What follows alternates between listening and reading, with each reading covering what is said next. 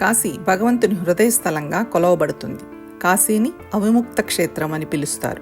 కలియుగం అంతమయ్యేటప్పుడు ప్రళయం వచ్చి మునిగిపోతున్న కాశీ క్షేత్రాన్ని శివుడు తన శూలంతో పైకి లేపి కాపాడుతాడు.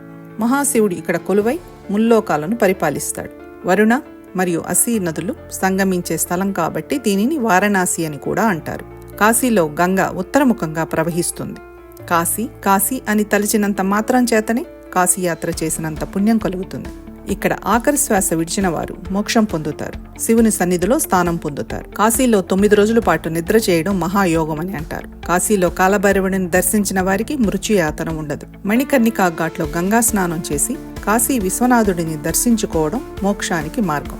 గంగా ఆరతి దృశ్యం ఆధ్యాత్మిక ఆనందాన్ని అందిస్తుంది. కాశీ పంచకోశి యాత్ర విశిష్టమైన అనుభూతినిస్తుంది. జీవితంలో ఒక్కసారి అయినా కాశీ యాత్ర చేయండి. కాశీ దర్శనం సకల పాపహరణం.